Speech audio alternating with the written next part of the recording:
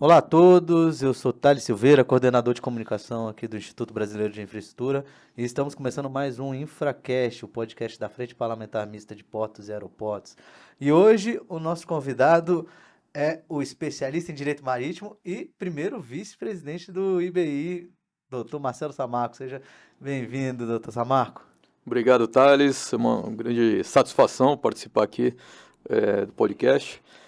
Estar aqui nessa casa, no IBI, junto com você, com o Mário Povia, nosso diretor-presidente, e falar sobre os temas, né, do nosso setor.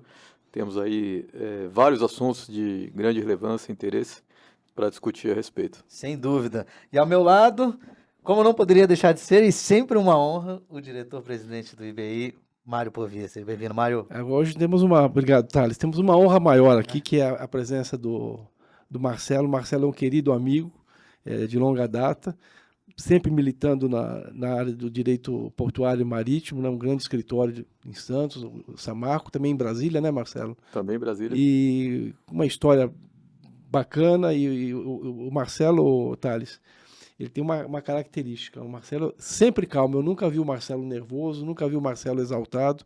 Ele pode estar com o direito ali afetado, brigando, mas ele sempre com uma classe tremenda, né?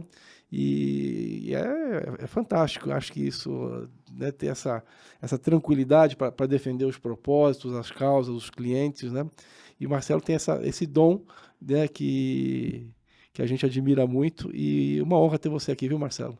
A honra é minha, Mário. E como você falou, eu posso dizer o mesmo. Nós estamos aqui entre amigos. Mário é um grande amigo. Antes de ser amigo, é um profissional que eu sempre admirei, já desde os tempos lá de ANTAC, depois secretaria, passando antes até por Companhia Docas também, hoje no IBI. Thales também, né? Lá de trás, nos tempos de ANTAC também já convivíamos bastante. E falar de um assunto que a gente gosta, entre amigos, acho que não tem nada melhor. E com relação ao que você falou de ser calmo, de ser tranquilo, a aparência engana bastante, né? Não sei se é uma qualidade ou um defeito, mas isso é raro em descendente italiano. Mas para a advocacia isso é bom, né? Porque na advocacia a gente tem que ter bastante tranquilidade, né, para lidar com situações de grande pressão e dificuldades que a gente encontra no dia a dia. Acho que isso conta bastante. Então temos duas características que os italianos têm que o Marcelo não tem. Essa de falar aos brados e ser palmeirense, né? Marcelo descobri há pouco tempo, viu, Thales, que apesar de italiano ele não é palmeirense. É mesmo?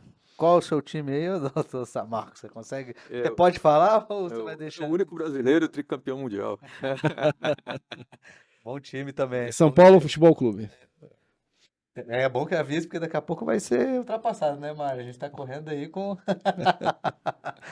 Doutor Samarco, seja bem-vindo. É um prazer tê-lo aqui. Sim, realmente é uma característica marcante do. E só citar, o Marcelo é um dos fundadores do Instituto, né? Portanto, é uma das pessoas foram chamadas, né, na idealização, né, a reboque da Frente Parlamentar de Portos e Aeroportos, na criação do Instituto Brasileiro de Infraestrutura. Portanto, ele já tem o nome gravado aqui no DNA do IBI. É uma honra ter esse nome gravado aqui no IBI, poder carregar. Espero que a gente consiga carregar com todas as honrarias possíveis. E só para complementar essa questão da calmaria dele, nos meus tempos de repórter, tinha acabado de entrar no setor, eu ativava muito ele, falava muito, perguntava sobre o setor, e ele sempre realmente muito calmo, sempre me respondeu, sempre foi muito solícito, não teve aquele repórter que muitas vezes não sabe nada, tá fazendo aquelas perguntas meio bobas, mas ele sabia explicar com calma, didaticamente, né? Totalmente, e, assim, muito obrigado, realmente foi muito importante para mim nesse momento. Mas, doutor Samarco, vamos começar, e eu gosto sempre de começar esse podcast perguntando a trajetória. Quem é Marcelo Samarco?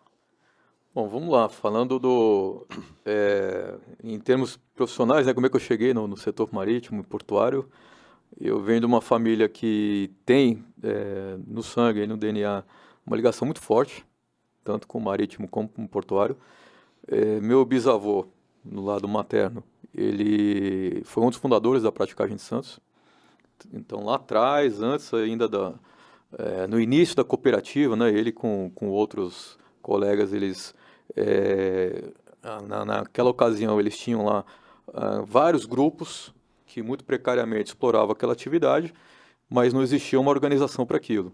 Então ele foi uma das pessoas que, Constantino Azevedo, inclusive, né, o nome dele, ele foi uma das pessoas que ajudou a organizar um grupo que depois acabou se tornando uma cooperativa, que deu origem ao que hoje é a Santos Pilot, a praticagem de São Paulo, né? E isso depois acabou se reverberando por outros portos, né? O mesmo modelo que foi repercutido. Então, ali já tinha ali uma ligação muito grande. Meu avô materno, ele era da Marinha Mercante, né? Foi imediato de navio e fez aí uma carreira na Marinha Mercante. Do meu lado paterno, o meu pai, advogado, né? Antes de ser advogado, ainda quando estudava direito, ele trabalhava numa agência de navegação, no departamento de faltas e avarias, e quando concluiu a faculdade, ele pediu para se desligar daquela empresa, né? Porque ele pretendia já iniciar a sua atividade como advogado. Ele tinha uma ótima relação naquela companhia e, como premiação, né, pelos bons tempos de casa ali, pela ótima relação que eles tinham, o primeiro cliente dele foi justamente aquela agência de navegação. Então, ali que nasce o escritório São Marco Advogados, que naquela ocasião tinha apenas um único colaborador, um único funcionário, um único advogado, que era justamente meu pai, né, Oswaldo Samarco, mas que no dia 1, né, de suas atividades, já estava ali exercendo, né, explorando esse segmento aí, que era o segmento marítimo, né, e existia uma divisão grande. Hoje, cada vez mais o marítimo e o portuário são próximos, mas lá atrás existia um distanciamento, né. E, bom, meu irmão mais velho, advogado também, Marcos Samarco, cursou Direito, se integrou ao escritório. Minha prima Estela também, eu chamo prima irmã, muito mais irmã do que prima, também advogada, se integrou ao escritório. O irmão do meio, o Mauro, é engenheiro mecânico, mas atua na área de seguros marítimos, também totalmente mergulhado nesse segmento. Ele atua como correspondente de P&I e também uma empresa de vistorias e consultorias na área marítima e portuária. E eu cresci, né? Eu sou dos 3 irmãos, sou o mais novo, cresci nesse meio, né? E sempre me interessei pelo direito e, naturalmente, acabei me interessando pelas atividades do escritório. Via meu pai exercendo uma atividade que, dentro do direito, ela era bastante diferente, né, do que de outros ramos, né, da área jurídica. O ramo da navegação, o direito marítimo e o direito portuário é muito dinâmico, como é até hoje, né, e cada vez mais. Então isso traz um interesse muito grande, uma curiosidade muito grande, né, de entender aquele meio, como é que as coisas funcionam. Então isso foi a primeira motivação que eu tive, né, de me aproximar das atividades do escritório, aquilo que meu pai fazia, e acabei também me apaixonando por essa área. Hoje me formei em Direito e desde o primeiro ano de faculdade eu já estava lá no escritório, ainda como contínuo, como office boy, depois como estagiário, e, né, passando ali, seguindo os passos, mas percorrendo todo o caminho, né, sem pular etapas, o que acho que isso acrescentou muito também. E hoje estou lá no escritório há 22 anos. Sempre em Santos? Sempre em Santos. O escritório ele iniciou em Santos e se mantém em Santos, sua base em Santos, né? Mas nós saímos aquele núcleo familiar, né? Era um escritório formado pelo meu pai, depois alguns familiares que foram se somando ali, né? Como o exemplo do meu irmão, minha prima, eu mesmo, a esposa do meu pai. Mas o escritório se transformou muito nessas décadas, né? Hoje o escritório está com 55 anos, completando nesse ano. E nesses 55 anos, né, ao longo desse caminho, o escritório foi se transformando. Hoje já não é uma estrutura familiar. Nós já há muito tempo abrimos para colaboradores de fora, o que também foi muito bom para oxigenar o próprio escritório, trazer novas ideias, fazer com que o escritório se modernizasse, olhasse para o mercado de uma maneira diferente, se posicionasse no mercado também de uma maneira diferente, né, e se adequasse, né, às novas realidades.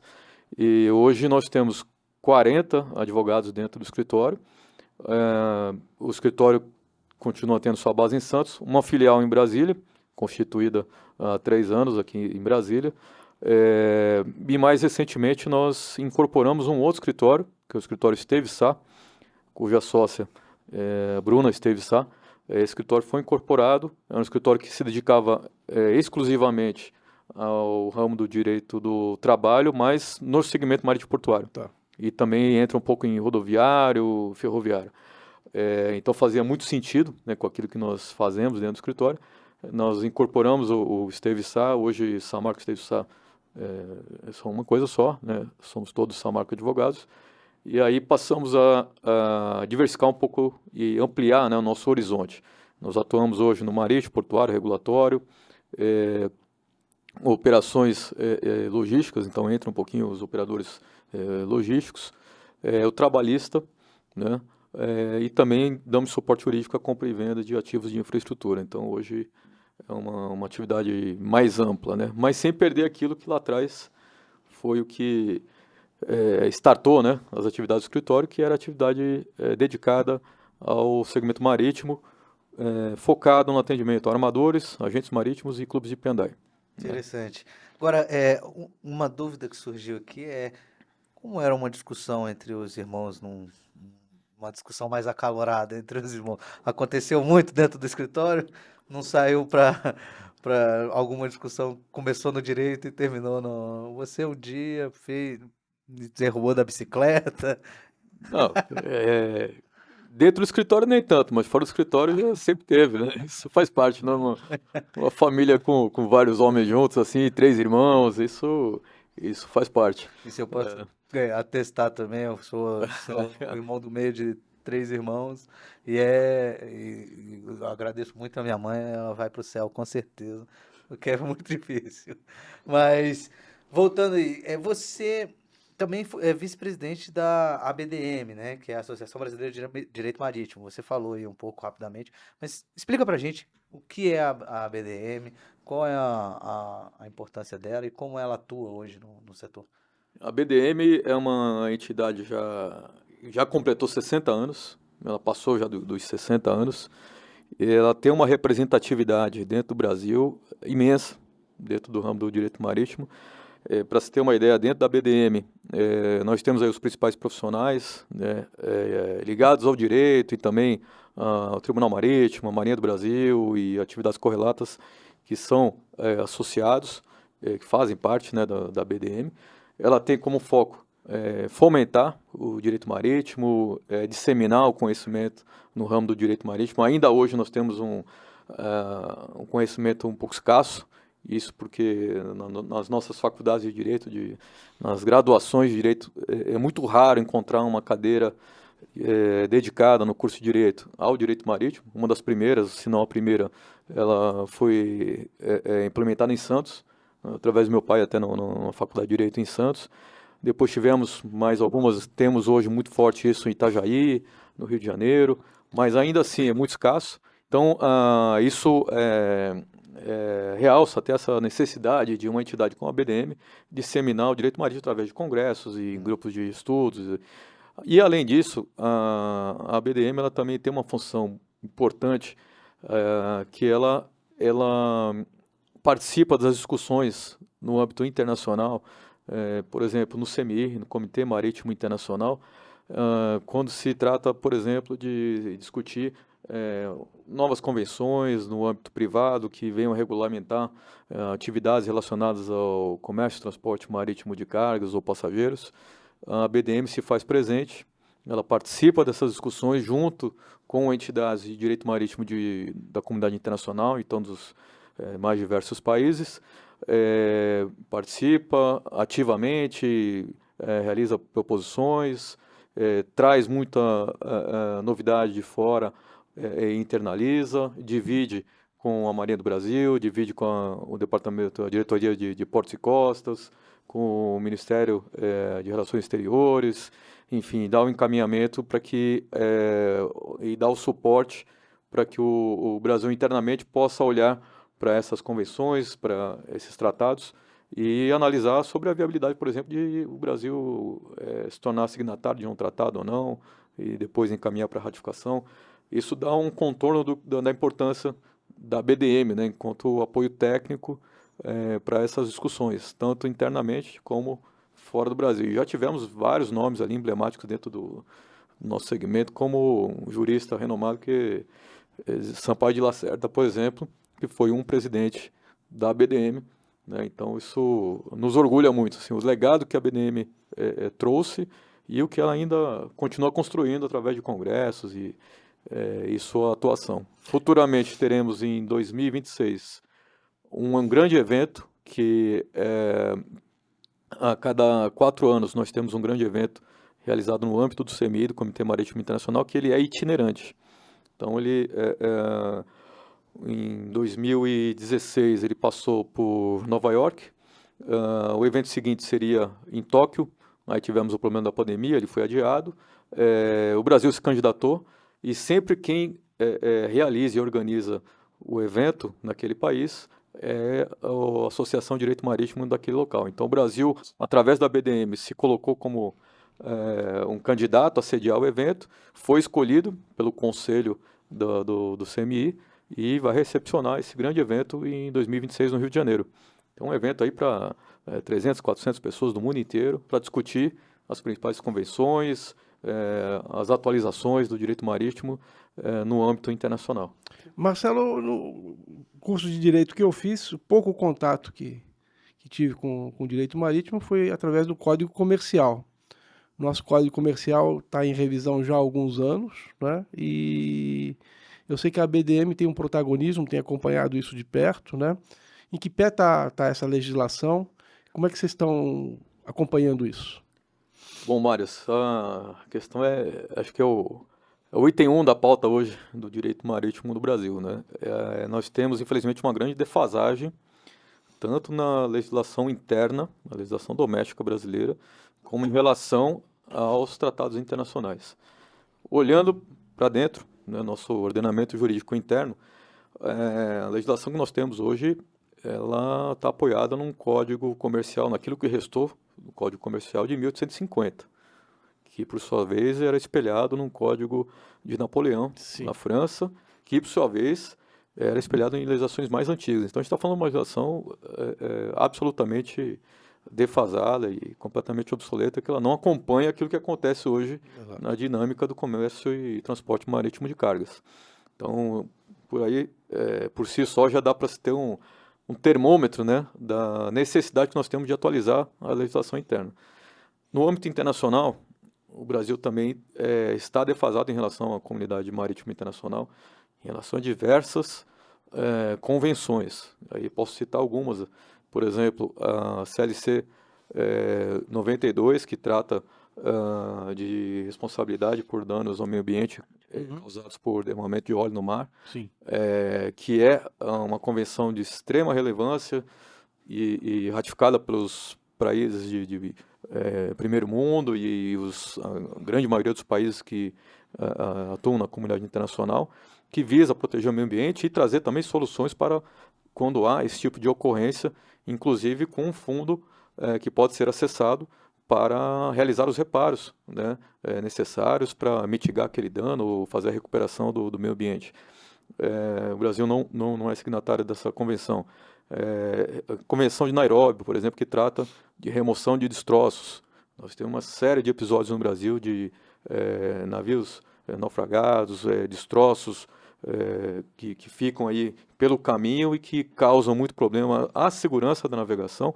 Um grande exemplo é o navio Haidar, que está desde 2015 naufragado num dos berços ali de Vila do Conde, obstruindo a operação daquele berço, causando prejuízo imenso para a economia daquele porto, para a economia local, a economia do país, sem uma solução.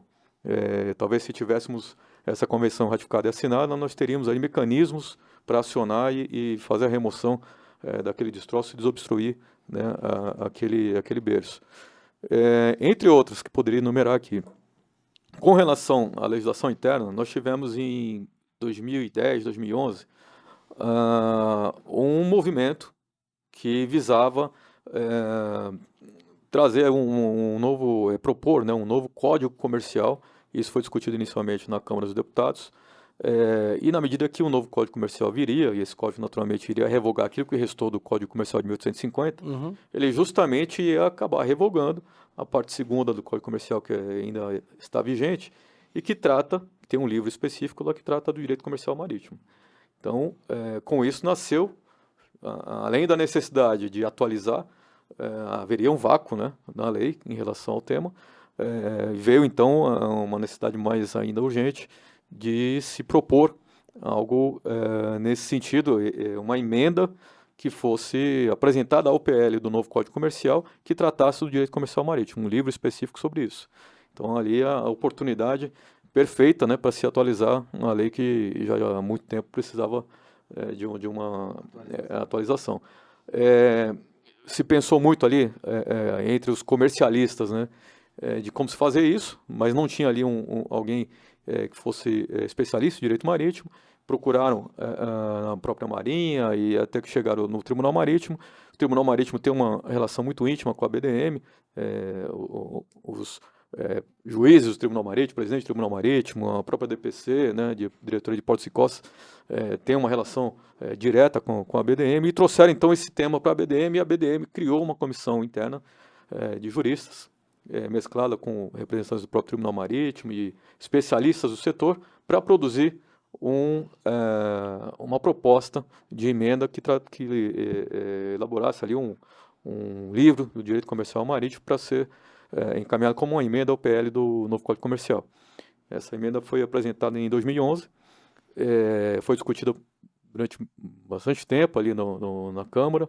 Em paralelo, foi apresentado um projeto espelhado no Senado, tanto do PL do novo Código Comercial, como também a emenda do direito marítimo, também no Senado, para que houvesse ali uma tramitação mais célere, né?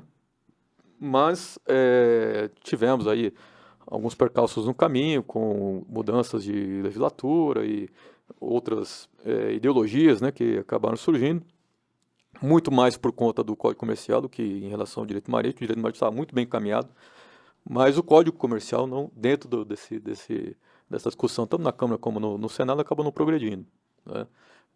E hoje, onde nós estamos? Nós temos a oportunidade de destacar justamente aquela emenda que é praticamente um código de direito marítimo pronto, né, e torná-la um projeto autônomo e apresentá-lo ao Congresso para que a gente possa finalmente, no âmbito do direito interno, atualizar a nossa legislação marítima, que já é um grande avanço. Um avanço em que sentido? Qual o ganho que a gente tem com essa chegada, essa definição? Obviamente que eu acho que só isso você já consegue ter noção do tamanho, né? Mas qual os Olha, principais ganhos? o principal ganho é a segurança jurídica.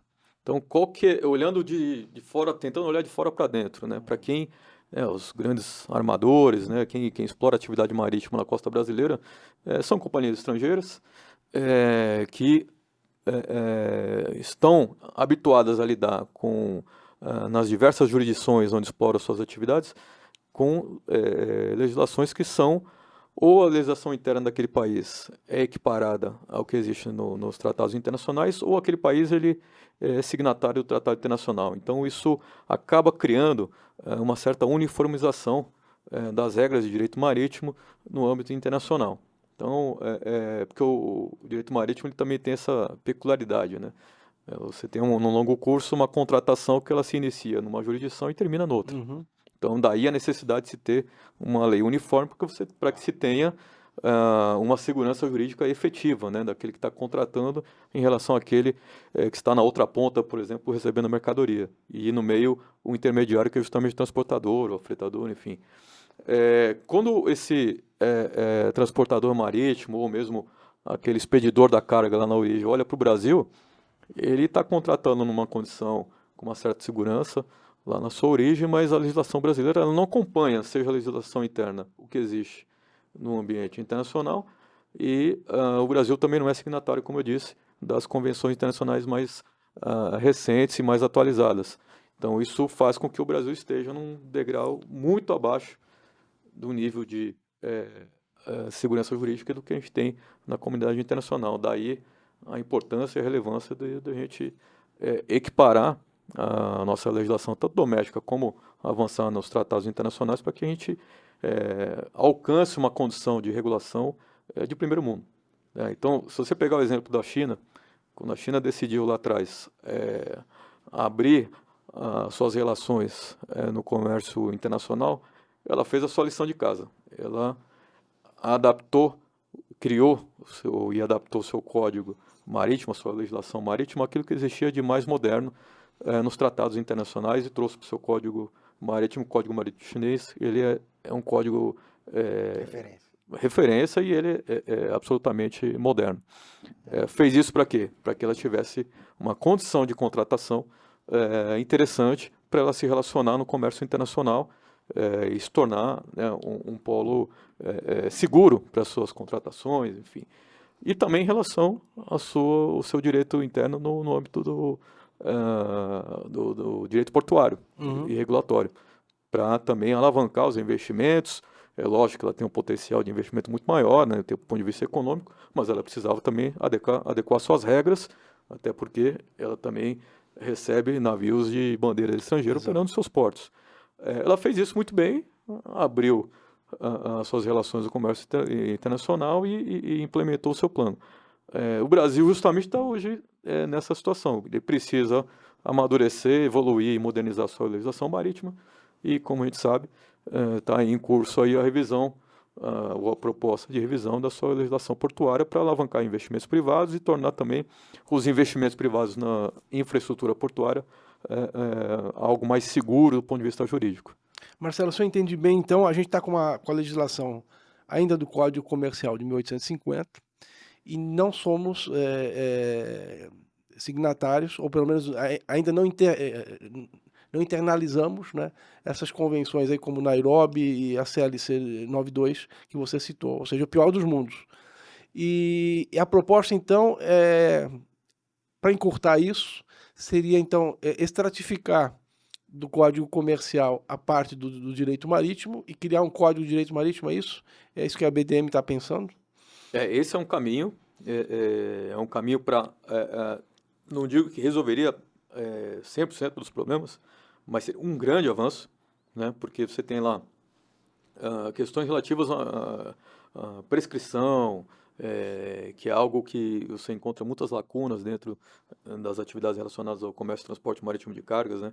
Seja a prescrição para uma reclamação por falta varia de carga, Perdimento, um perdimento, ou uma colisão relacionada a uma responsabilidade extracontratual, uma colisão de um navio com um terminal, enfim, você tem que sempre identificar ali o que se encaixa melhor, mas não há nada claro e específico. Além disso, questões de responsabilidades, possibilidade de limitação ou não de responsabilidade que existe na legislação internacional, as próprias definições, né? Porque você tem figuras que são conceituadas, definidas lá no Código Comercial, que elas sequer existem mais, né? Você fala lá de trapiche municipal, né? Você não fala de terminal portuário, né? Então, assim, fazendas de bordo, você tem questões de assédio de tripulante em relação ao comandante em relação à tripulação. Então, é uma outra realidade, um outro mundo. Então, aquela legislação ela não se encaixa no que temos hoje vigente, né? A gente tem aí uma discussão, por exemplo, de BL eletrônico, né? Sim. Que é um tema até que tem sido objeto aí de grande atenção também do IBI, que são frutos da realidade de hoje, né? O Código de 1850, ele tratava ali de navios ainda que nem sequer se sonhava em operar com navios de container, né? O container sequer existia. Exato. Né? Hoje a gente está pensando em navio autônomo. Então, a defasagem realmente é muito grande. Um caminho seria esse, Mário. E isso já resolveria uma grande parte do problema. E o outro seria também aderir às principais convenções. Eu citei algumas delas, nós temos várias convenções. Por exemplo, o arresto de navio. Um arresto de navio na costa brasileira ele só é possível se a obrigação principal, se o Brasil tiver jurisdição para decidir e julgar a obrigação principal que deu origem ao pleito de arresto. Então, o que acontece? Se houver uma dívida contraída fora do Brasil, por uma obrigação relacionada a uma contratualização fora do Brasil, e eventualmente aquele navio, daquele armador responsável por aquela dívida estiver na costa brasileira, aquele credor ele não vai poder tentar o resto aqui no Brasil, né? Então isso cria um problema também de cooperação internacional, né? O Brasil não está no mesmo patamar daquilo que se tem hoje em termos de consciência mesmo, de cooperação jurisdicional, né? Porque o Brasil não é signatário da Convenção de Nova York, então também temos também problemas nesse sentido. Ou seja, eu acho que também o contexto é muito interessante porque temos hoje um Congresso reformista, né? Ou seja, vivemos aí a questão da reforma tributária, a tentativa de rever algumas questões, e o próprio, você até tocou na questão da Seportes, ao qual você faz parte também, né? Como um membro. Então, é interessante a gente já propor isso dentro do Congresso para que a gente possa ter uma atualização que é justa, né? Visto que o código é antigo. Lembro, se eu não me engano, a parte aeroportuária, o setor aeroportuário, também teve essa atualização recente, né? Com o programa Voe Simples, que veio, no caso, na época, por medida provisória, em que eles fizeram uma autorização do Código Brasileiro de Aeronáutico, que também era bem De antigo, 86. ou seja, era mais novo do que o Código Marítimo, né? Então, Bem mais novo. então assim, é uma necessidade latente e importante que a gente trabalhe isso, portanto, conte com a Frente Parlamentar e com o IBI para que a gente possa tocar essa pauta. Agora, voltando à questão da reforma, a gente tratou sobre você falou sobre a Seportes. Queria que você contasse um pouco para a gente como é que tá essas discussões. Primeiro, qual é o objetivo da Seportes? E como você tem visto as reuniões que já aconteceram? Já aconteceram quantas? Acho que foram Seis audiências 6 públicas, né? públicas. Eu emendaria a pergunta, Marcelo, se você me permitir. E é evidente que você está no meio de um processo, você fique à vontade para revelar, claro, no que puder, né? O que nós podemos esperar da Seportes? Alguma coisa assim, mais dentro de ajustes pontuais, ou pode vir algo disruptivo, assim, mais ousado? Bom, vamos lá. Acho que é uma oportunidade também de a gente falar um pouco do que a Seportes, ou pelo menos essa iniciativa, ela pode trazer e pretende trazer, né? E se puder dar uma contextualizada para os Sim. nossos O que é a ouvintes, o que é a Seportes, né? Em Seportes? primeiro lugar, né? A gente está falando da comissão de juristas que foi instalada na Câmara Federal por iniciativa do presidente da Câmara, o deputado federal Arthur Lira, que ela tem como propósito revisar, né, a legislação portuária brasileira e apresentar uma proposta de um projeto de lei, né, para revisão dessa legislação do arcabouço regulatório portuário brasileiro. Tá? A partir dessa iniciativa, né, que foi, como disse, do presidente da Câmara, foi nomeado um presidente e um relator geral. O presidente é o ministro Douglas Alencar, do Tribunal Superior do Trabalho, TST. Relator geral, o desembargador Celso Pio, do TRT São Paulo. No total, são 15 membros, 15 integrantes. Então, esses dois que eu citei, né, e mais 13. E eu faço parte, juntamente com outros colegas, como Jaqueline Van Pape, que é diretora executiva da Praticagem do Brasil, do Instituto Praticagem do Brasil, representantes da ANTAC, o diretor-geral Eduardo Neri, o ministro do TCU, Benjamin Zinler, representantes do CAD, nós temos lá a doutora Juliana Oliveira, que é do PROCAD, advogados especialistas tanto no setor marítimo como portuário e regulatório. Enfim, temos ali uma gama ali, representantes do Tribunal Marítimo, né, o desembargador Nelson Cavalcante Filho. Temos, então, vários setores representados ali dentro, né? E, inicialmente, ela foi instalada em fevereiro, com um prazo de atuação de 6 meses, né, de 180 dias. Recentemente foi solicitada uma prorrogação desse prazo por mais 90 dias. Então, portanto, nós temos aí até começo de novembro aí, o prazo para a entrega desse trabalho, mas o trabalho se iniciou lá atrás, primeiro, com a realização de uma rodada de audiências públicas em diversas regiões do país. Foram 6 audiências no total, cada audiência tinha lá um tema específico, e aí só para também ficar claro, essa comissão ela é subdividida em 3 grupos. O primeiro grupo, que inclusive é o grupo que eu faço parte, trata de temas gerais do setor portuário. Segundo grupo, temas regulatórios, e a terceira subcomissão que trata da relação capital-trabalho. Tá? Então, cada audiência dessa, ela tinha um desses temas como foco ali para a coleta de subsídios. E fizemos audiências públicas em Itajaí, Santos, Recife, Rio de Janeiro, em Brasília, todas elas com uma presença maciça do setor, tanto o empresariado, os players, né, operadores portuários, armadores, um curso, cabotagem, representados por suas entidades, sociedade civil em geral, autoridades e também trabalhadores e representantes dos trabalhadores, né, as confederações de trabalhadores e sindicatos, todos representados e todos fazendo as suas manifestações nessas audiências e também contribuindo por escrito com um material bastante extenso que foi entregue à comissão com relação a todos esses pontos. Então, hoje, o período de contribuições ele já se encerrou, né? Então, hoje a comissão está debruçada em todas as contribuições que foram realizadas, foram ofertadas, consolidando esses estudos para daí então formatar e encaminhar a proposta para cada uma dessas subcomissões. Lá na frente isso vai ser consolidado para que finalmente seja apresentado no PL. É uma proposta de PL, né? Um anteprojeto, né? De um projeto de lei, né?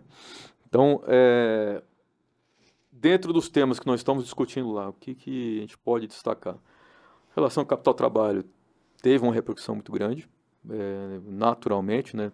É um tema muito sensível no nosso setor, então isso remete ali a discussões a respeito de exclusividade ou não exclusividade, a questão de passivos de ógimo, enfim, você tem a própria qualificação do trabalhador portuário frente aos desafios que nós temos hoje no setor, que são imensos, né? Como já dissemos aqui, é um setor altamente dinâmico e a nova tecnologia que vem chegando e sempre com mais recursos impõe também desafios nessa qualificação, isso também precisa ser olhado. A questão de recursos para essa qualificação também. Ou seja, sensível e também sensível a qualquer regulamentação ou a entrada de nova tecnologia, né? De qualquer nas duas pontas, né? Então, a adaptação também às novas tecnologias, né? Então, isso para falar só da relação capital-trabalho. Trazendo um pouco para o âmbito da comissão, da subcomissão que eu participo, que é relacionada a temas gerais, né, do setor portuário, e que também tangencia a subcomissão 2, que trata de aspectos regulatórios, nós temos lá a questão que é recorrente, acho que a coalizão, né, as entidades da coalizão, e praticamente em todas as audiências nós tivemos contribuições nesse sentido, que é a questão da desburocratização, visando a alavancagem de investimentos no setor de infraestrutura portuária. Isso é o grande desafio, né? Nós temos aí um processo muito burocrático, e aí isso não está na conta da autoridade, não está na conta do Ministério, da Secretaria, da ANTAC e nem do setor privado, né? Na verdade, o que se precisa é se debruçar sobre isso para encontrar alternativas ao modelo que aí está, porque a velocidade dos investimentos ou do interesse do capital privado é uma, e a velocidade que nós temos na análise, numa autorização de investimentos, ou de novos investimentos, numa renovação antecipada de um contrato de arrendamento, ou mesmo na formatação e encaminhamento de um processo licitatório de um novo arrendamento, é um processo extremamente moroso e completamente incompatível com a expectativa do capital privado, que em grande parte é capital estrangeiro, que pode estar aportando aqui, ou dependendo da morosidade, a gente pode perder essa oportunidade e esse capital ser aportado em uma outra jurisdição, num outro país, porque lá de repente é mais célere, é mais conveniente. Então, é uma questão de adequar a nossa legislação para que a gente possa captar com maior agilidade, maior facilidade esses recursos, porque o interesse está aí, né? O capital existe, o investidor tem interesse em investir no Brasil, mas esbarra nessa burocracia, né? Processos que às vezes levam 2, 3, 5 anos para você aprovar um investimento para melhorar a eficiência, que é de interesse do país, que é de interesse daquele porto, é de interesse da carga brasileira, do produto de exportação brasileiro, né? Então, precisamos encontrar, e isso passa pela modernização da nossa legislação e a adequação da nossa legislação. E aí é um ponto interessante, e quando a comissão ela foi constituída lá atrás, essa comissão de juristas, alguns setores questionaram se de fato seria o momento de revisar a legislação portuária brasileira, uma vez que a lei que está aí, a 12.815, é uma lei de 2013. Acabou de completar aí 10 anos, está indo para 11 anos, então relativamente é uma lei nova. Será que já é o momento de se fazer uma revisão da legislação portuária? E as audiências, Tomário esteve lá presente em todas elas, salvo engano, se não em todas, mas na grande maioria, inclusive com manifestações em nome do IBI.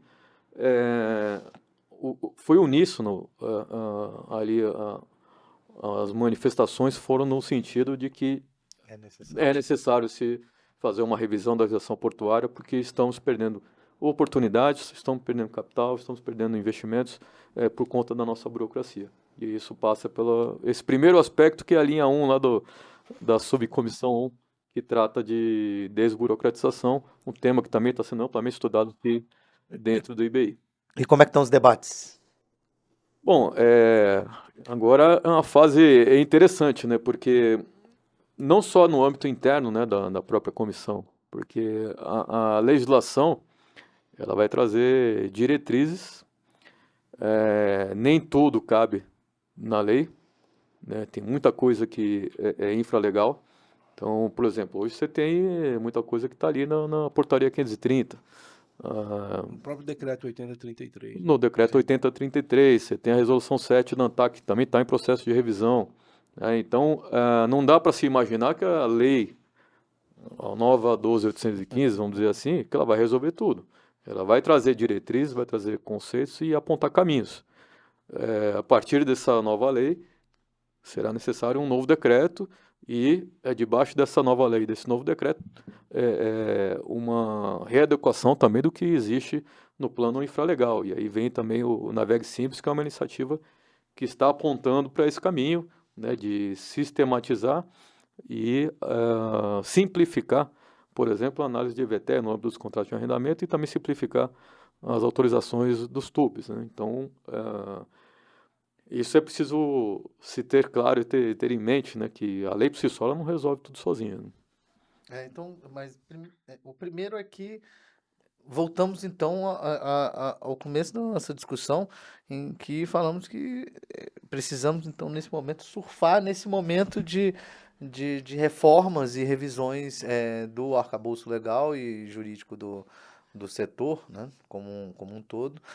Mas a minha pergunta como obviamente teremos uma proposta de lei e no melhor dos mundos ela acaba sendo acatada, óbvio, com algumas melhorias ao longo do seu processo, mas como toda lei precisa também ser regulamentada. Como é que você vê a ANTAC hoje para poder ir ao Ministério de Portos e Aeroportos no sentido de poder regulamentar esse novo arcabouço legal que venha a ser desenvolvido pela Olha, comissão? a revisão legal, o que ela pode fazer? Além de apontar diretrizes, apontar caminhos, ela pode tirar uma sobrecarga existente, por exemplo, sobre o ombro do Ministério, que justamente também foi objeto de manifestações em todas as audiências, que é a questão da descentralização. Hoje o Ministério ele tem uma estrutura muito enxuta e, ao mesmo tempo, uma responsabilidade muito grande. Não só de realizar políticas públicas, mas também de fazer gestão de contratos nos diversos portos públicos que nós temos aí, com um efetivo muito reduzido. Isso, no final do dia, ele acaba acarretando uma morosidade na análise desses processos, naturalmente. Não por questão de competência, não por qualidade, mas por questão de impossibilidade mesmo, em termos de estrutura, para conduzir aqueles processos e, ao mesmo tempo, ainda traçar as políticas públicas do setor. Descentralizar pode ser uma alternativa interessante para tirar essa sobrecarga do Ministério, da Secretaria Nacional de Portos, dividir esse peso com as autoridades portuárias, porque lá atrás aquele processo de centralização ele tinha um sentido, que era se estabelecer um padrão em termos de gestão de contratos em todos os portos públicos, que não existia, né? Você tinha cada porto você tinha uma realidade diferente, uma modalidade praticamente diferente, né? Não existia uma régua. Acho que isso foi alcançada também a maturidade na gestão das autoridades portuárias, né? Nas docas aí nos portos públicos.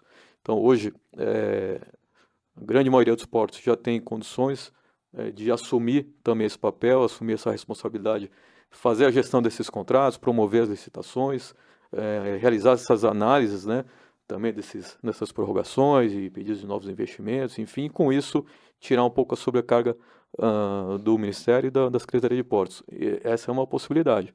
Por outro lado, também há uma preocupação com relação ao controle desses processos, né, de se ter também uma governança nessas autoridades portuárias, e isso também precisa ser olhado. É algo que também remete à questão de CONSAD, a Conselho de Autoridade Portuária. Como que se daria isso? Teria uma participação maior do Conselho de Autoridade Portuária, por exemplo, quando se discute aí uma revisão de poligonal ou um novo PDZ, de que forma o CAP poderia participar disso, ainda que como órgão consultivo, mas que ele possa pelo menos emitir um parecer e esse parecer seguir junto com o pedido da autoridade portuária para o Ministério, para que seja analisado aquele pleito, né, de novo PDZ ou de alteração de poligonal. Pode ser um caminho e com isso se cria ali uma participação maior do condomínio naqueles pleitos, né? E também a questão de tarifas, talvez não seja o caso de se tornar o CAP deliberativo, porque lá no passado também tivemos problema quando o CAP era deliberativo. Nas questões de tarifas nós tínhamos uma barreira ali para fazer os reajustes necessários quando necessários, e aí isso acarretava e afetava, né, os investimentos na infraestrutura de acesso ao porto. Mas também a necessidade de ter uma participação, talvez, do condomínio ali, de opinar e, na medida que identificar alguma incompatibilidade, ter também voz, né, para que aquilo seja analisado e que se tenha, né, uma solução, um encaminhamento para aquele fato em si. Então, o CONSAD também pode ter uma participação muito interessante. Sim. Então, descentralizar seria um caminho interessante para desafogar o Ministério, desafogar a Secretaria, diluir um pouco isso com as autoridades portuárias, mas ao mesmo tempo elevar o nível de governança, inclusive nas nomeações, né, de gestores dessas autoridades portuárias, que podem passar também, de alguma maneira, pelos conselhos de autoridade, que são aqueles que estão ali no condomínio, que estão no dia a dia, vivendo as dores e que vão estar lidando ali com aquele gestor que vai assumir, né, o encargo e com aquela diretoria que está sendo nomeada, né? Então, você mexe numa situação que é descentralização, você acaba trazendo uma série de outras questões a reboque ali que também precisam ser endereçadas, né? Então, a análise que pode parecer simples no primeiro momento não é simples, né? Um tema acaba puxando o outro e vão se entrelaçando, né? Sem dúvida. Sobre. Não, mesmo só citando a mesma fixação de diretrizes, né, através de lei, né, ela não é um trabalho fácil, né, tem Sem que dúvida. minimamente endereçar, né, se assegurar, né, de que aquela diretriz vai tomar o caminho correto, né? E essa regulamentação nem sempre vem rapidamente. A gente até hoje está aguardando, por exemplo, a regulamentação da BR do BR Mar, do Mar. que é uma lei de janeiro de 22. Veja que nós estamos em meados de 24, ainda não foi regulamentado, né? Isso porque era um projeto prioritário e ainda é. A cabotagem é algo prioritário. Nós estamos aí por aguardar essa legislação. Mas você não me respondeu assim, se tivesse um range assim entre uma alteração, vamos dizer assim, mais conservadora, mais pontual, e um range de uma mais ousada, para onde estaria apontando esse ponteiro? Ele estaria meio no meio, assim, o que você acha? Olha, eu não posso falar por todos, né? Somos em 15, então eu acho que a gente tem uma grande oportunidade de fazer algo mais disruptivo, tá? Mas isso depende de uma série de fatores. Primeiro, o disruptivo, só por ser disruptivo, não significa que também vai ser uma solução. Claro, Então, às vezes, é preciso ter ali um pouco de cautela, às vezes, não sempre, né? Um pouco de cautela, ainda mais que a gente está falando de um tema bastante sensível. É, mas naquilo que se encontrar uma segurança necessária, nós temos uma grande janela aí para fazer algo disruptivo que possa, de fato, alavancar, destravar aí uma série de gargalos que nós temos, né? A questão da simetria, por exemplo. sim. Nós temos uma questão histórica de assimetria regulatória entre TUPs e arrendamentos, os prazos contratuais. Não acredito que vá se chegar a um nível ali de equiparação É muito completa, porque difícil. são modelos São regimes distintos e jurídicos eles vão distintos. continuar sendo modelos distintos. Mas reduzir a simetria, sim, a oportunidade está aí de se tentar reduzir, né? Ou seja, dentro desse ponteiro que você estava pensando, você dá uma acelerada em alguns momentos, aí você, quando Não, o média é 60 por hora, você vai a atingir um 60. consenso no grupo de 15 não é fácil. O Marcelo, claro, ele não pode falar pelo grupo todo, né? Ele até mencionou que por ele eu buscaria alguma coisa mais inovadora aí, né? Agora, Marcelo, a gente tem dentro do setor portuário um regime de ocupação diária, basicamente através de arrendamento. A lei já prevê a possibilidade de concessão, tanto é que foi feita a concessão nos portos de Vitória e Barra do Riacho. E a lei prevê também, a lei não, mas aí uma legislação infralegal, me parece que é a resolução 7 da ANTAC, que previu ali algumas formas de ocupação. Uma delas, inclusive, foi positivada em lei, que foi o contrato de uso temporário, por conta do próprio judiciário ter afastado isso. A ideia é trazer, imagino eu, para um regime legal todas essas possibilidades, né? Alguma coisa em termos de parceria público-privada não se fala, né, claramente na legislação portuária hoje.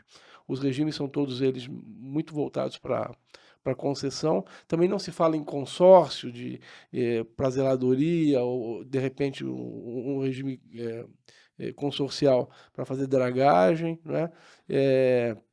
São propostas que a gente tem ouvido ao longo do tempo e que elas acabam esbarrando em pareceres jurídicos. Olha, não tem previsão legal, olha, é complicado, como é que vai funcionar isso, como vai ser a governança.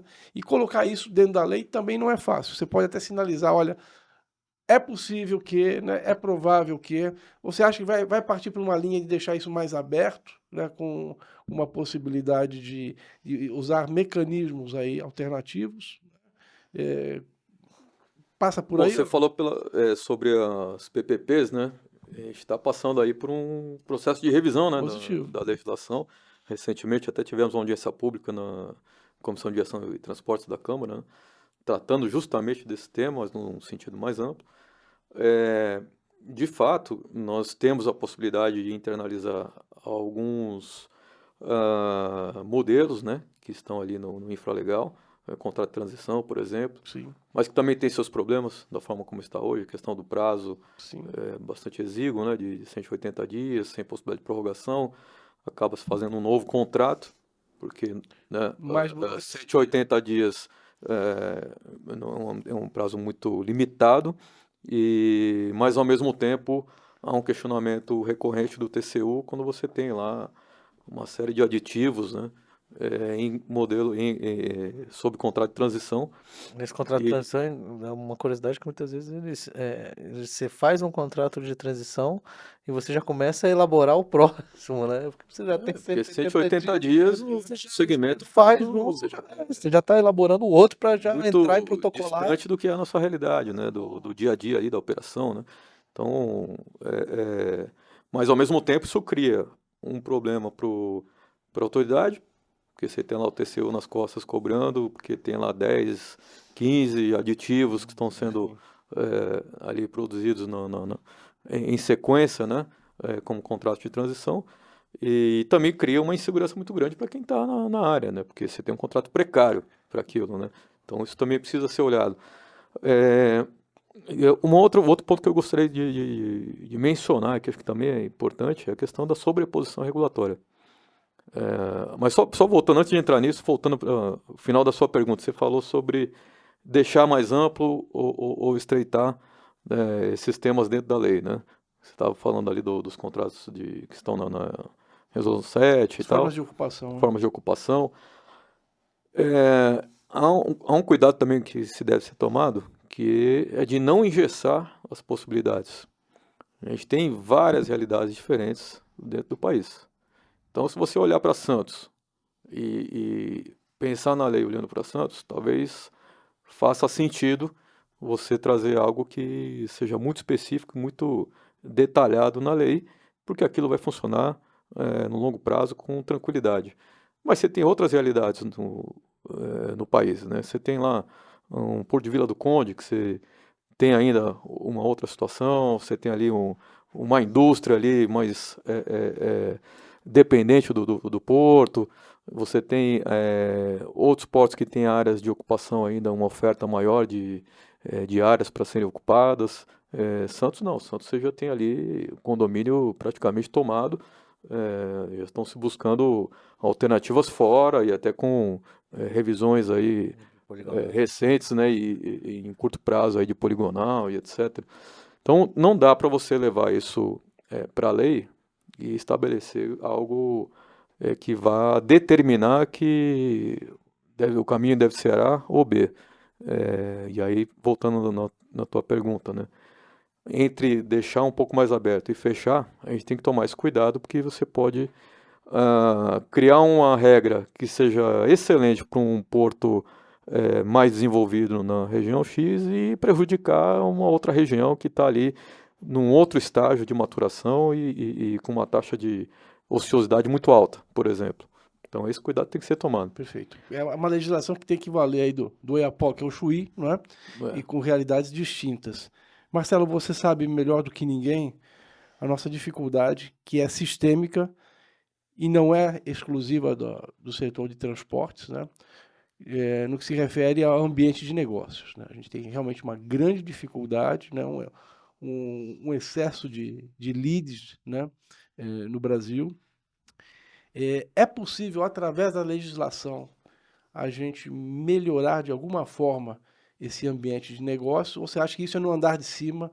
Isso tem que ter realmente um pacto aí envolvendo aí tribunais, né, poder legislativo, ministérios, para ter uma trégua aí para a gente efetivamente. Como é que você vê isso? E aí já não estou falando mais de ser portos, né? Estou falando já bem mais aberto. Eu acho que os dois caminhos. Eu acho que alguma coisa em legislação para trazer um pouco mais de segurança e de repente colocar mais peso em quem deve realmente intervir, fechar um pouco mais esse ambiente. Aí eu estou falando da sobreposição regulatória. Uhum. Então, por exemplo, uma análise de EVT, ela passa por uma maturação grande na Infra SA, ou então se for um EVT doado, que depois é encaminhado para a ANTAC, passa por uma grande maturação dentro da agência, até que seja aprovado, e depois aquele processo praticamente ele é repetido dentro do TCU. Será que isso deveria ser a regra ordinária ou isso deveria ser a exceção? Mas é uma análise rápida, demora 1 ano e meio só. Você tem lá a IN 81, né? 81. Que trata, que trouxe isso e acabou que virou uma regra. Então o processo ele passa pelo ANTAC, passa pelo TCU, tudo de novo. E aí você praticamente duplica o tempo de tramitação do processo. Quando, na realidade, deveria passar só na ANTAQ, é o órgão setorial de competência para tanto, né? Investido nessa competência. Se a ANTAQ diz que está ok, está ok. Se há algum prejuízo, alguma nulidade, algum vício, aquele que se sentir prejudicado, ele poderia recorrer ao TCU e falar: TCU, existe um problema aqui que precisa ser olhado, como exceção destacada ali da vala comum, para que o TCU, então, analise e tome suas medidas conforme for necessário. Mas o que acontece hoje, não. Hoje a gente tem um processo que é realizado pela agência, mas que depois ele é revisto, praticamente, item por item, pelo TCU, e você acaba duplicando a tramitação de algo que poderia ser um pouco mais simples. Isso, É uma sobreposição clara, né? Isso falando de análise de EVTEA, né? De pedidos de Equilíbrio. reequilíbrio e tudo mais. Saindo um pouco disso, a gente também tem essa sobreposição regulatória quando a gente fala de serviços portuários mesmo. Você tem lá o SSE, você tem o THC, você tem a guarda provisória. A discussão se dá na ANTAQ, a ANTAQ regulamenta, aprova, define o que pode ser cobrado e como pode ser cobrado, mas essa mesma discussão ela é repercutida no CAD, ela é repercutida no TCU. Você cria ali um ambiente de instabilidade regulatória e de insegurança jurídica absoluta, né? Então, qual é o recado que a gente está passando para o investidor? O investidor fez um plano de negócios lá atrás, ele foi atraído, né, para aquela licitação, para aportar seu investimento ali naquele ativo, né, para explorar aquela atividade, com um plano de negócio que contava com aquele serviço que estava lá atrás, autorizado pela ANTAQ, definido, e inclusive as condições e como ele deveria fazer e cobrar, e inclusive os limites para tanto. essa questão do No meio do caminho, ele tem isso dentro do plano de negócios dele, né? A recuperação, né? No payback dele e não no plano Uma razoável de negócios expectativa. dele, uma razoável expectativa. No meio do caminho, aquilo, a regra do jogo muda, ele não pode mais contar com aquela receita e como é que ficam os investimentos. Isso lá na frente, falando do SSE mesmo, isso pode virar um grande problema para a própria União e todos nós vamos pagar essa conta, porque aquele que se sentir lesado, que entrou no jogo com aquela regra vigente e de repente aquela receita não se aplica mais, ele pode pedir reequilíbrio. E isso, né, virar até um problema maior para todos nós. Mas antes disso, ele vira um sinal amarelo ali para quem está querendo entrar no jogo, o investidor que quer entrar no jogo. Fala, cuidado que no Brasil hoje está valendo, amanhã não vale mais, né? Então esse é um grande problema que nós estamos passando. Mas dá para resolver tudo na lei? Não, a lei pode ajudar um pouco, mas aí voltando ao que você falou, é preciso também um grande entendimento entre esses órgãos e também ainda um andar de cima ali para que possa ser chamada ali uma conciliação, né, para que a gente possa ter uma diretriz, né, e um discurso mais uniforme, né, para a gente levar o recado daquilo que realmente vale, né, no jogo e que a gente leve um pouco mais de segurança para o investidor. Porque, inclusive, decisões do próprio STF têm balançado aí com a nossa segurança jurídica, né? A questão do IPTU, por exemplo, é uma delas, né? E essa repercussão, né, de decisões que às vezes é intuito persona ali, mas tem depois ali, abre um precedente para todo o setor, né? E isso desestabiliza, a verdade é essa, né? Você tem uma regulação, uma previsão, e aquilo vai para um outro caminho. Eu observei no PL, que trata da revisão da lei das concessões, um parágrafo lá que afastaria o controle externo de matéria de mérito regulatório, né? Ou seja, deixaria o controle externo apenas com a atividade de observar os aspectos formais. Isso, em certa medida, vai ao encontro do que você está colocando, né, Marcelo? Exatamente.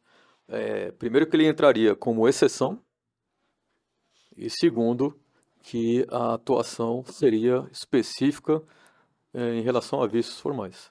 Então não entraria no mérito. O mérito é do órgão competente, né? É mais ou menos o que acontece no judiciário. Quando você quando você judicializa em face de um órgão administrativo, uma decisão proferida por um órgão administrativo, o judiciário, ele, com raríssimas exceções, ele vai entrar no mérito. Ele vai analisar se houve um excesso na questão de competência, se houve um vício formal, se foi observado contraditório, enfim, uma questão muito formal, estritamente formal e não de mérito. E aí, com isso, leva-se segurança para esses órgãos administrativos ou agências, enfim, para que tenham também um certo conforto que as suas decisões elas serão respeitadas, né? E o órgão de controle externo ele vai trabalhar na exceção dentro dos limites ali de aspectos formais, né? Interessantíssimo. Eu acho que esse aspecto que você falou até do SSE, eu lembro que eu acompanhei o acordo feito entre a ANTAC e o CAD e tudo parecia bem resolvido depois de 20 anos. A gente via até os leads dos jornais, era depois de 20 anos teremos um acordo, eles vão trabalhar conjuntamente. E aí veio o Ministério da Economia, uma secretaria lá, falando, não, tá tudo errado, tem que rever.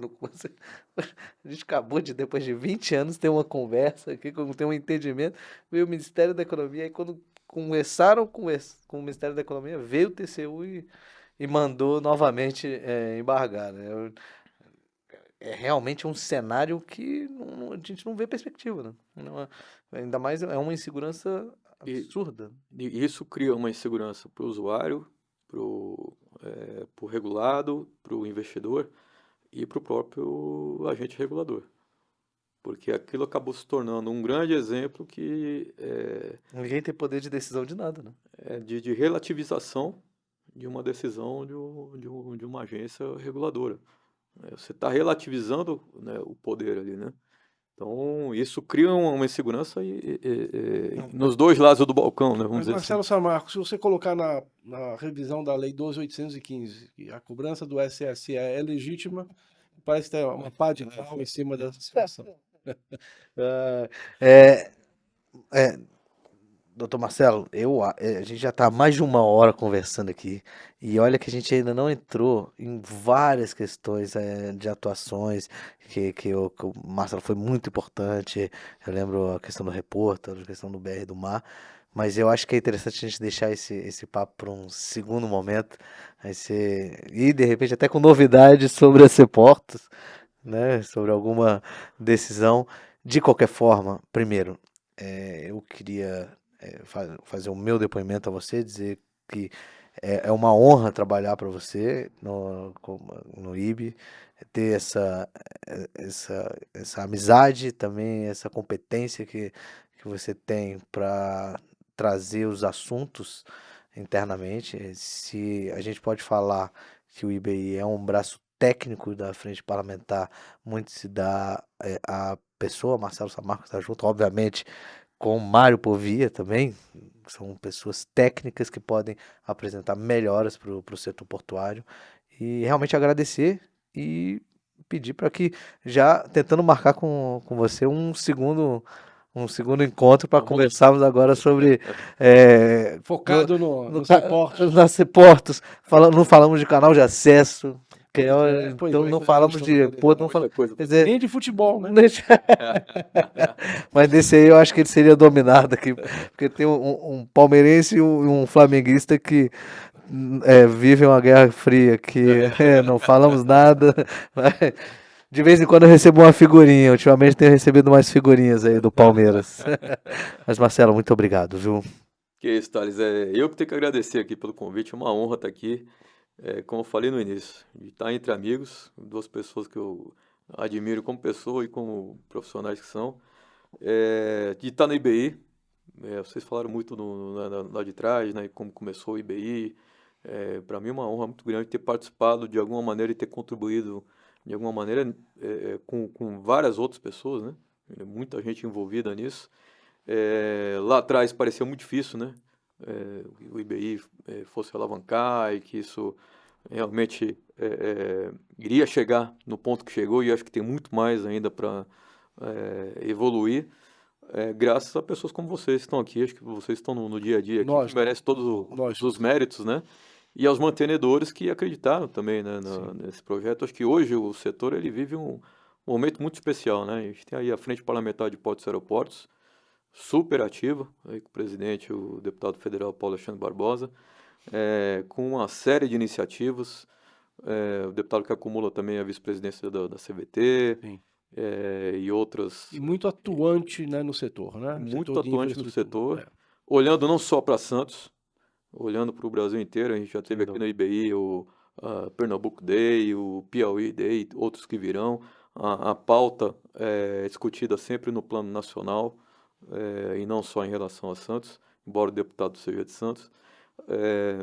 Então, e eu acho que o IBI já está mostrando um grande volume de entrega mesmo, né? Tanto nos comitês, aí capitaneados pelo Mário Povia, que idealizou, né, a criação desses 14 comitês que estão aí, mas também cada um dos comitês produzindo material, levando iniciativas que depois vão reverberar na frente parlamentar e mais adiante no Congresso. Então, acho que a gente está vivendo um momento muito interessante, né, com a frente e com o IBI na mão de vocês, aí, de todos nós. Acho que está sendo muito uma grande honra mesmo participar disso de alguma maneira ao lado de vocês. Obrigado. A honra é toda nossa. E você, ouvinte, ele fala que vocês, mas Mário, é bom contar para todo mundo que toda semana o Marcelo está aqui atuando, Ativamente do nosso dia a dia, colocando. é um grande parceiro, né? E ele é 0800, né? Ele é um trabalho que ele faz voluntariamente, né? Como conselheiro, né? E como membro fundador. Então, acho que isso só reflete, né, o exemplo de profissional que é o Marcelo. Nunca deixou de atender uma demanda nossa, um telefonema, sempre opinando, né, e sempre dentro dessa elegância, dessa tranquilidade que lhe é peculiar. Então, Marcelo, eu queria muito agradecer esse delicioso bate-papo que a gente teve aqui. Endossar aí as palavras do Thales, né, de você vir aqui novamente falar um pouco mais. Acho que também não teria um nome melhor para representar o nosso instituto na CEPORTOS que você. É importantíssima a tua presença lá, o teu equilíbrio e a tua vivência no setor. Há outros expoentes lá, nós sabemos, mas Sim, eu queria ressaltar essa contribuição que, sem dúvida nenhuma, você dá lá, haverá de fazer com muita relevância dentro do contexto todo. Dado que você, além de portuário, é maritimista, né? Então, conhece bastante bem também o reflexo do impacto portuário na navegação. Isso tudo acaba ajudando bastante, né, em termos de visão holística, né? E conhece Santos como ninguém. Santos realmente é um porto eclético, né? É uma escola, né? E reverbera muito no que é Brasil hoje. Então, queria desejar boa sorte para você dentro da CEPORTOS, que venham aí bons ventos dessa nova legislação que a gente precisa, né? E oxalá a gente tenha aí uma possibilidade de viabilizar investimentos para o país, que tanto precisa gerar emprego, renda e provisão de infraestrutura, né? Obrigado, Mário. É um prazer enorme e obrigado pelas suas palavras aí que só aumentam a responsabilidade, né? E fico à disposição quando a gente tiver uma oportunidade de falar novamente, quem sabe aí num novo momento aí, com outras perspectivas, né? E discutir um pouco mais aí sobre o nosso setor. Obrigado. E você aí, curta, se inscreva no canal, acompanhe as nossas redes sociais, porque nós seguimos em busca de uma infraestrutura forte no país.